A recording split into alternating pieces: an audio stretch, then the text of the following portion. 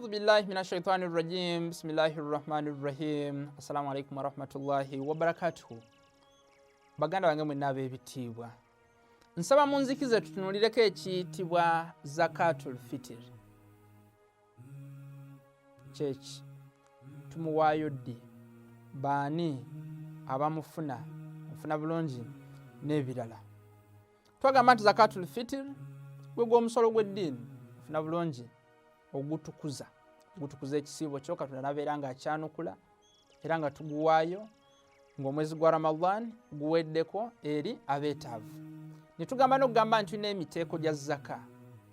Waliwo egya wajibu, egy'etteeka, ne wabeerawo egya mustahabbu. Egya wajibu kati nga ogw'omuteeko oguli mu surati Tawba aya 6, ogw'omuteeko gwa zaka gwa wajibu.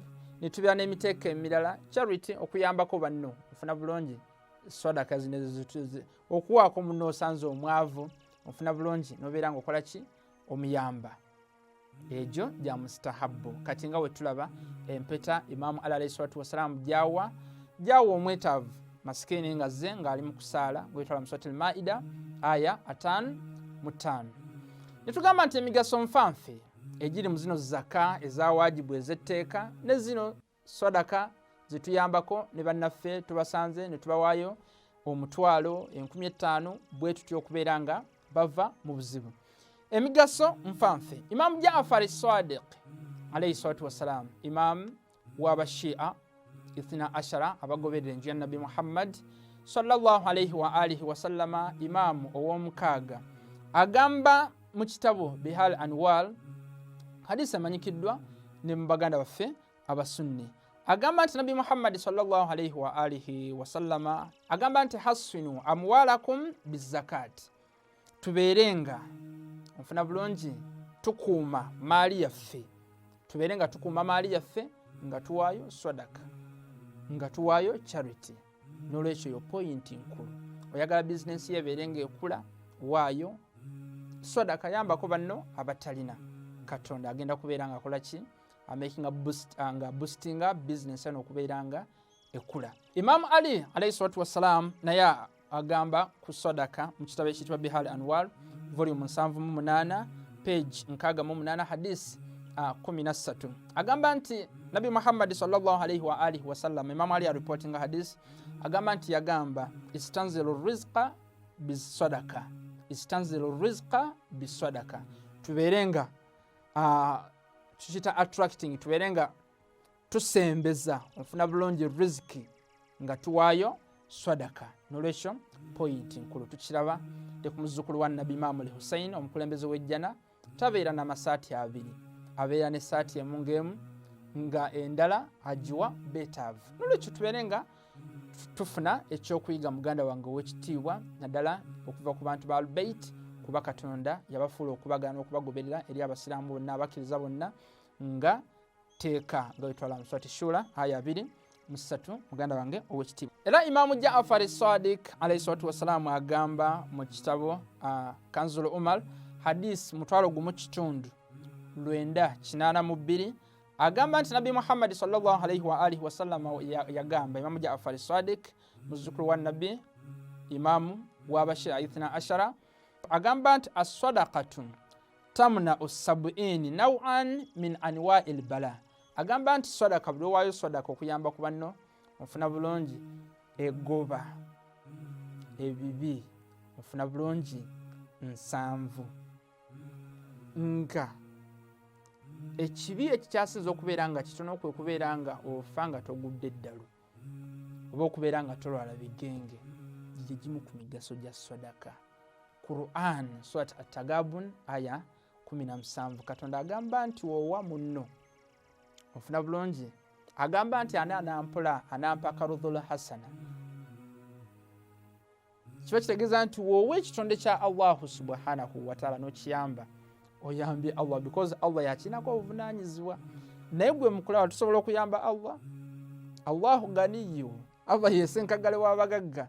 N'olwekyo bw'otuwa kino ekitonde kye muganda waffe, Allahu subhanahu wa ta'ala mu surati At-Tagabun aya 17, yudhaifuhu lakum, abeera nga dabolinga riziki abeera nga akubyamu onfuna bulungi atongera riziki wayaghfir lakum nabeera nga atusaasira n'agazambi subhanallah Allah buli lwakusaasira atonisa enkuba akuwa ezzadde eddungi ayanukula dduwaayo agazambi gonna agafuula birungi twatunuulirawo mu surati Nuhu aya 10-12 surati Furqan aya 7-71 nakwongera n'obuwangaazi kyewuunyisa ofuna bulungi mu surati Hud aya 3 nakulinyisa amadaala nga wagalinyisa Imamu Ali nga wadde oyo masikini empeta mu musigiti ofuna bulungi ngetwa mu surati Maida aya yali ya 5 netugamba naye nga tetwagala mirimo gyaffe gyemirungi nga sadaka Katonda abeere nga agisazaamu tuteekeddwa okubeera nga tetugoberezaako ofuna bulungi tetugoberezaako kuduula kuvuma betuwadde Allah akinyonyola surati al-Bakara aya 261-264 nolwekyo lesson muganda wange ow'ekitiibwa. Ekibuuzo ekirala, ani awaayo sadaka? Ani awaayo zakatul fitr? Ofuna bulungi muganda wange ow'ekitiibwa, ani awaayo zakatul fitr? Ateekeddwa okubeera nga musiraamu ng'alina ssente ofuna bulungi ez'ensusso ezisusseewo ng'amaze okuggyako expenses ze ebyetaago bye wafiisaawo aba awaayo zaka. Tekirina buzibu muganda wange ow'ekitiibwa. Zaka eba ekola ki? Emukakatako. Era ebintu bya esente eziteekeddwa okubeera nga ziva mu bintu ebiri halaali. Tosobola kutunda mwenge n'owaayo sadaka esente zivudde mu mwenge oba mu mbizzi oba esente ez'obubbi. Esente ziteekeddwa okubeera nga ziri halaali muganda wange ow'ekitiibwa.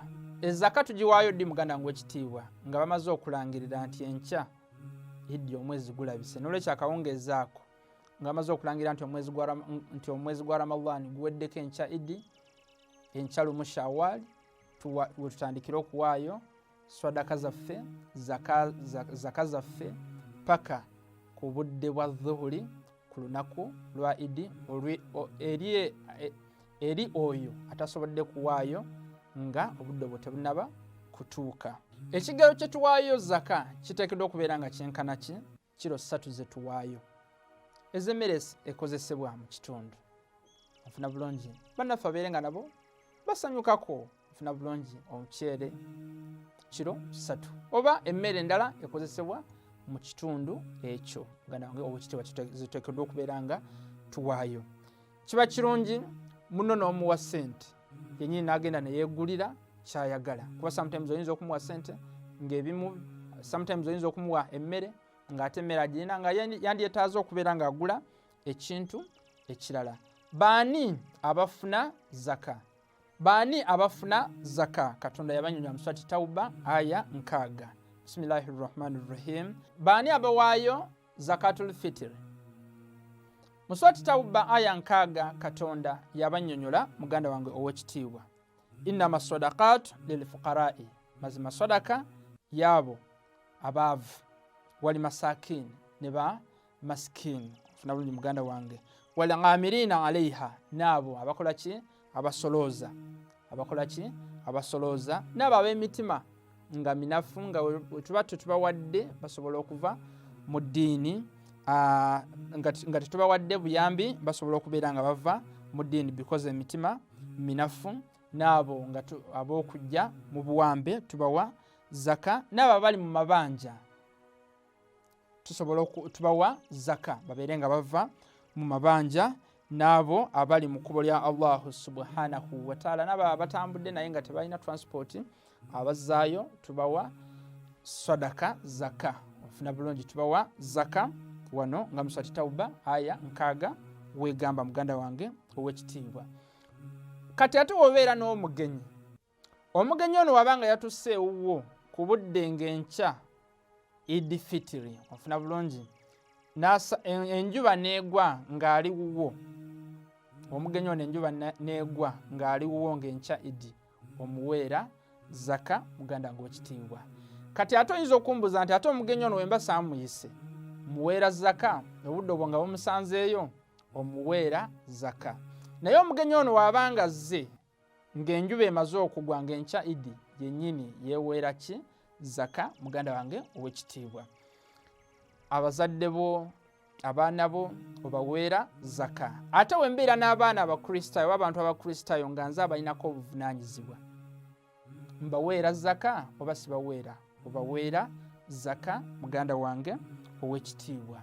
Kinkakatako zaka okugiwa imaamu agiwa abeetaavu agituuse ku beetaavu, zakatul fitr osobola okugyeweera gwe kennyini abeetaavu b'omanyi. Era kiba kirungi ku mugobereza agoberera abantu b'enju ya Nabi Muhammad sallallahu alaihi wa alihi wasallama balbeit, nobeera ng'okola ki? Osookera kubo muganda wange ow'ekitiibwa. Nolwekyo gwegwe omusomo ogukwatagana ne zakatul fitr.